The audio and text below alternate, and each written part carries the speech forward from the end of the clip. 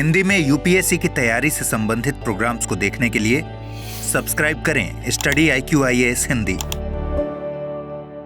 Welcome to study IQ IAS Hindi में आप सभी लोगों का बहुत बहुत स्वागत है।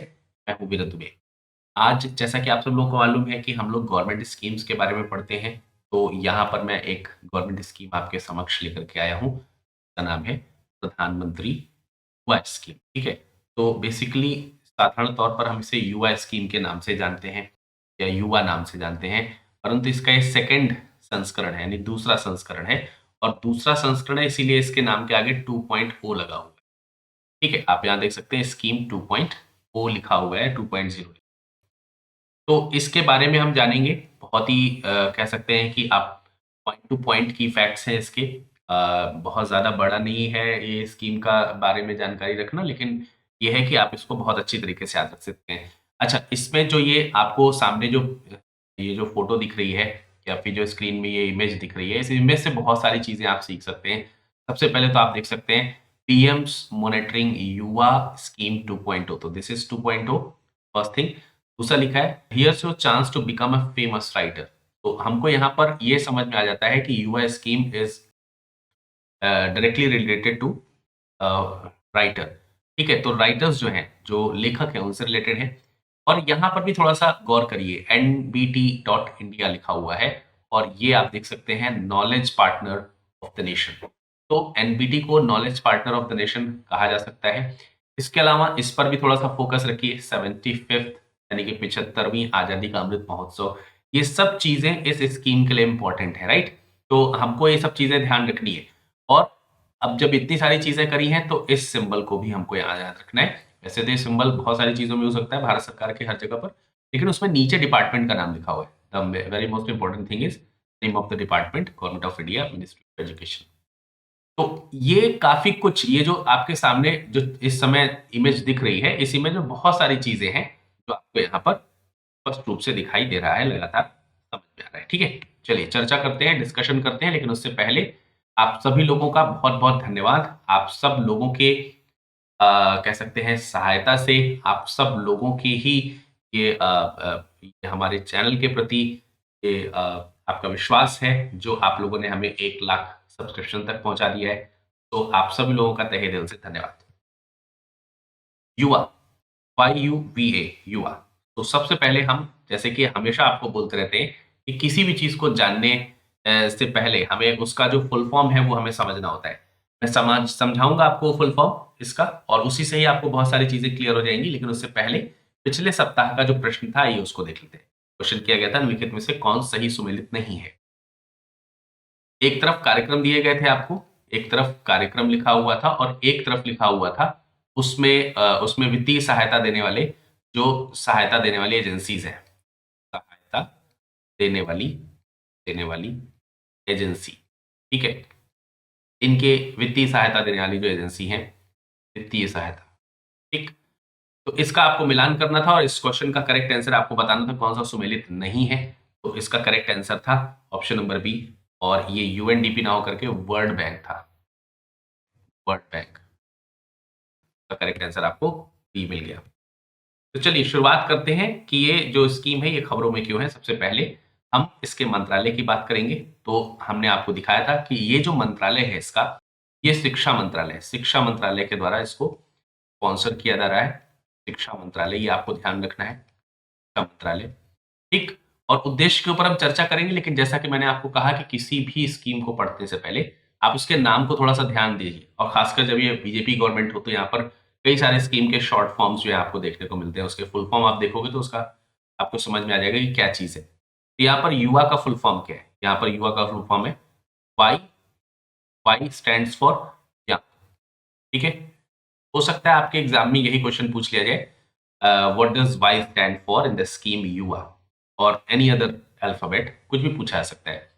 वाई का मतलब हो गया युवा, सॉरी यंग, हाँ उसको हिंदी में युवा ही कहेंगे डेफिनेटली। इसके बाद यू स्टैंड्स फॉर अपकमिंग। ठीक है, अब U stands for upcoming, and then आपका वाई यू, उसके बाद बी है। बी का मतलब होता है यहाँ पर वर्सटाइल। VERSATILE, versatile. ठीक है, और अब हमारा लास्ट में बचा ए का मतलब यहाँ पर ऑथर से। ठीक है, तो इसका फुल फॉर्म क्या होगा? Young upcoming and versatile authors. Young upcoming and versatile authors, यानी युवा और आने वाले, अपकमिंग मतलब आने वाले, वर्सेटाइल मतलब बहुत अलग अलग प्रतिभा रखने वाले, अलग अलग प्रतिभा रखने वाले, ऑथर्स मतलब लेखक। तो ये इसका फुल फॉर्म है। ठीक है, और इसका ये 2.0 का मतलब ये स्कीम का दूसरा भाग है, पहले इसको लॉन्च किया जा चुका है। तो हम लोग अगर यहाँ पर इसके छोटे से मूल उद्देश्य की अगर हम बात करते हैं, तो जो युवा लेखक हैं उनको सलाह देने के लिए प्रधानमंत्री की स्कीम है। ठीक है, प्रधानमंत्री की स्कीम है युवा लेखकों को, मतलब जो भी युवा लेखक हैं वो युवा लेखक अच्छे से अच्छा लेखन कर सके। ठीक है, तो इसके लिए इनको मतलब सीखना होगा, और जब सीखना होगा तो स्वाभाविक सी बात है कि अगर इनके सानिध्य में अगर ये लोग किसी अच्छे कह सकते हैं कि जो राइटर हैं, वर्ल्ड क्लास राइटर जो हैं, उनके अगर सानिध्य में आते हैं, उनसे कुछ सीखने को मिलता है, तो डेफिनेटली ये अच्छा कर पाएंगे, ये यहाँ पर कहा जा सकता है। ठीक है, तो यहाँ यही चीज यहाँ पर बताने का प्रयास किया गया है, ऐसा है। ठीक है, यही चीज यहाँ पर बताने का प्रयास किया गया। अच्छा, एक तो हमने आपको बताया कि इसमें एक उद्देश्य रखा गया है कि जो ये लेखक हैं, ये प्रधानमंत्री योजना के अंतर्गत ये कहा गया है कि लेखकों को सलाह देने के लिए बड़े-बड़े लेखकों से मिलाया जाएगा, जो युवा लेखक हैं। लेकिन इसका सबका उद्देश्य क्या है? इसका उद्देश्य है कि जो भी देश में पढ़ने, लिखने और पुस्तक पुस्तक वगैरह में जो ज्ञान होता है वो, और जो संस्कृति है, उन सबको बढ़ावा देने के लिए आखिरकार जो ये नवोदित लेखक हैं, ये जो युवा लेखक हैं, इनको प्रशिक्षित करने के लिए एक प्रोजेक्ट है ये। ठीक है, बेसिकली हमने आपको बताया ये युवा लेखकों को ये प्रशिक्षित करने का कार्यक्रम है। अब प्रशिक्षित करा जाएगा, प्रशिक्षित किया जाएगा, तो प्रशिक्षित करने के लिए जो विश्व स्तरीय जो श्रेष्ठ लेखक है, अब वो चाहे भारतीय हो, चाहे विदेशी हो, उनसे इनका परिचय कराया जाएगा, मतलब उनसे इनको मिलने का, उनके देख-रेख में, उनकी निगरानी में ये सीख पाएँगे कि अच्छा लेखन कैसे किया जा सकता है। जिससे कि अच्छा लेखन जो है वो अच्छा लेखन कला विकसित कर सकें, और जो लोग उनकी किताबों को पढ़ें, उनको भी पढ़ने में अच्छा रहे, ठीक रहे। भारत की जो संस्कृति है, भारत का जो इतिहास है, उसके जितने भी कह सकते हैं फैक्टर्स हैं, उनको अच्छे तरीके से डिफाइन करके बता सकें। ये है। अब अगर हम देखें तो ये जो प्रोग्राम है, ये जो युवा 2.0 प्रोग्राम है, इसको इंडिया @75 प्रोजेक्ट के अंतर्गत लेके आया गया। आप सब लोगों को मालूम है कि ये 75 वीक्स का, 75 वीक्स का, 75 सप्ताह का एक प्रोग्राम चलाया गया था। वो हम लोगों ने बोला था इंडिया @75। तो ये क्यों किया गया था? आज़ादी का अमृत महोत्सव मनाने के लिए, आज़ादी का 75वां जो वर्ष है, आज़ादी का अमृत महोत्सव के रूप में उसको मनाने के लिए किया गया था। तो यहाँ पर यही कहा गया है कि युवा 2.0 जो है वो इंडिया @75 प्रोजेक्ट के अंतर्गत जो आज़ादी के अमृत महोत्सव को लेकर के शुरू किया गया था, उसी का ये हिस्सा है। तो आपको ध्यान रखना है, ये युवा प्रोग्राम जो है, ये युवा प्रोग्राम जो है, ये युवा 2.0 जो है, ये हिस्सा इसी का ही है। ठीक है, अब इसके हिस्से की अगर हम थीम की बात करते हैं, तो इसके हिस्से की थीम क्या थी? इसके हिस्से की थीम मैं आपको लिख देता हूँ, democracy, democracy, democracy, institutions, institutions, events, institutions, events, people, constitutional, constitutional values, constitutional values, और पास्ट, प्रेजेंट एंड फ्यूचर। ये इसकी थीम है।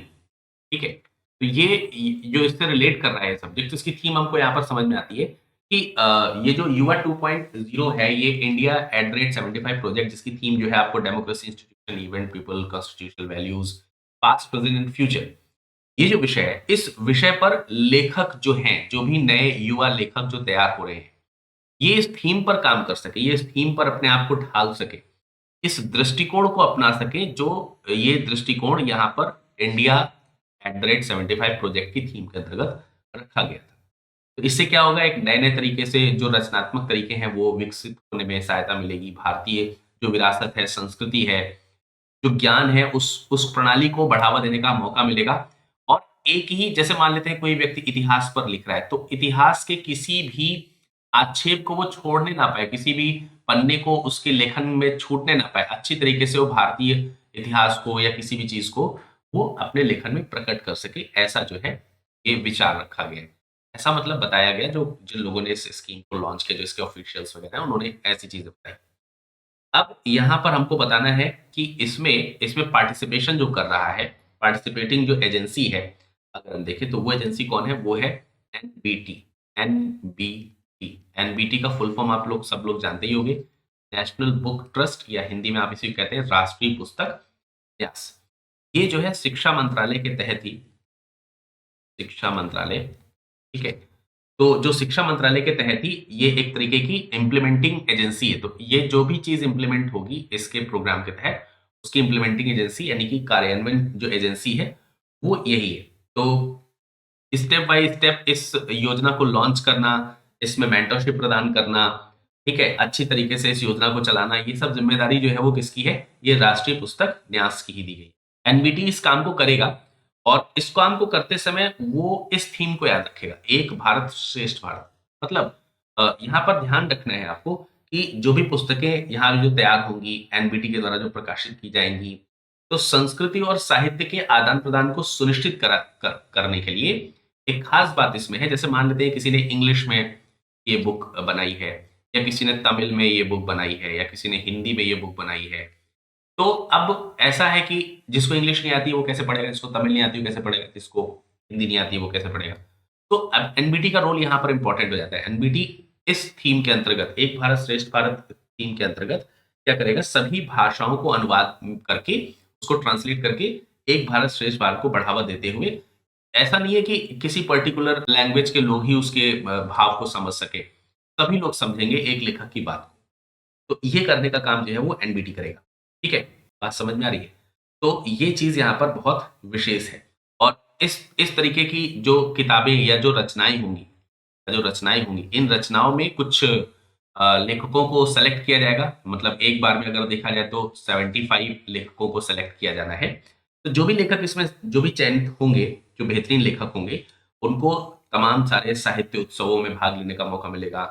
जो दुनिया के बेहतरीन लेखक हैं, उनके साथ जो है पार्टिसिपेट करने का मौका मिलेगा। तो इस तरीके की चीज़ें हमको यहाँ पर ये देखने को मिलती हैं। ठीक है? तो इस योजना के अंतर्गत विशेष बात ये है। दूसरी एक और पॉइंट मैं आपको यहाँ पर बता देता हूँ। जब यहाँ पर मैं बात कर रहा हूँ युवा, जब मैं बात कर रहा हूँ यहाँ पर युवा 2.0 की, तो आप लोगों को ये भी ज़रूरी होगा जानना कि युवा जो है पहला, यानी कि 1.0 जो है वो कौन-सा रहा है? यानी जो जो पहली स्कीम होती है उसमें 1.0 नॉर्मली नहीं लगाया जाता है। उसका जो सेकंड फेज़ होता है उसमें 2.0 वगैरह लगाया जाता है। तो युवा जो शुरू हुआ था उसके बारे में थोड़ा-सा जान लेते हैं। इसमें अगर हम आपको थोड़ा-सा बताने का प्रयास करें तो सबसे पहली बात ये कि जो 21st सेंचुरी है, इस 21st सेंचुरी में एक विशेष परिकल्पना के आधार पर इस योजना को प्रोग्राम किया गया था। और इसमें परिकल्पना यही थी कि जो युवा लेखक हैं, उनकी पीढ़ी को आगे बढ़ाया जाए। उनको जो है आगे लाया जाए, वो उसमें इन्वॉल्व किया जाए, ठीक है? और इसमें हुआ ये कि ये जो वाला प्रोजेक्ट था, ये युवा जो फर्स्ट प्रोजेक्ट था, ये 29th में, ध्यान रखेंगे कि 9th में 2021 को, 29th में 2001 को ये स्टार्ट किया गया था। और इसमें भी आपको मालूम है कि आपका वही शिक्षा मंत्रालय और नेशनल बुक ट्रस्ट वगैरह सब लोग शामिल थे। तो इसमें यही हुआ, 75 जो ऑथर्स थे, उनकी जो पांडुलिपियाँ थीं, का चयन किया गया। उसको एक समिति द्वारा गठित, एनबीटी के द्वारा एक कमेटी बनाई गई थी। उसमें इन लेखकों को चुना गया। और ये जो लेखक हैं, इनको जो है फिर 6 माह तक के लिए 50,000 रुपीज़ स्टाइपेंड जो है वो दिया गया। और ना सिर्फ इतना, बल्कि इस पे जो 10% जो है रॉयल्टी, प्रत्येक किताब पर, जो प्रत्येक प्रति बिकेगी इनके द्वारा लिखी गई, उस पर 10% जो रॉयल्टी है वो भी प्राप्त करने की बात इसमें कही गई। तो बेसिकली मैंने आपको यही बताया कि ये एक भारत श्रेष्ठ भारत को बढ़ावा देने में और इसके लिए जो भी कमिटीज़ बनाना है, इसके जो भाषाओं का रूपांतरण करना है, इसके जो रॉयल्टीज़ का डिस्ट्रीब्यूशन है, ये सारे काम जो है वो एनबीटी के माध्यम से किए जाएँगे। और ये सब जो है शिक्षा मंत्रालय की निगरानी के अंतर्गत किया जाएगा, जो कि प्रधानमंत्री के द्वारा शुरू किया गया। ये है युवा 2 राइट? तो इसको, युवा जो स्कीम थी उसी को आगे बेसिकली बढ़ा दिया गया, उसे 2.0 बोलते हैं। आपको ये छोटी-सी स्कीम जो है वो समझ में आई होगी। चलिए अब बारी है आज के इस स्कीम से पूछे जाने वाले प्रश्न। प्रश्न है, युवा लेखकों को सलाह देने के लिए प्रधानमंत्री योजना युवा की शुरुआत की गई है। यह योजना किस मंत्रालय के अंतर्गत प्रारंभ की गई है? तो क्वेश्चन है यहाँ पर, ऑप्शंस आपके दिए हुए हैं, ग्रामीण विकास मंत्रालय, इलेक्ट्रॉनिकी और सूचना मंत्रालय, शिक्षा मंत्रालय या फिर आपका गृह मंत्रालय। 4 ऑप्शंस आपके सामने दिए हुए हैं। कौन सा सही है आप कमेंट सेक्शन में कमेंट करके बताइएगा। बाकी आप सभी लोगों का बहुत-बहुत धन्यवाद जुड़े रहने के लिए। आप हमसे अगर इस लेक्चर की पीडीएफ चाहते हैं तो इस टेलीग्राम ग्रुप पे जुड़ सकते हैं और आप इस टेलीग्राम से जुड़ने के लिए इस क्यूआर कोड को स्कैन कर सकते हो ईज़िली। और अभी तक आपने अगर हमारे चैनल को सब्सक्राइब नहीं किया है, तो ज़रूर सब्सक्राइब कर लीजिए और बहुत सारे प्रोग्राम्स आपके लिए आगे भी अपकमिंग है। फिलहाल इस लेक्चर में इतना ही। नमस्कार।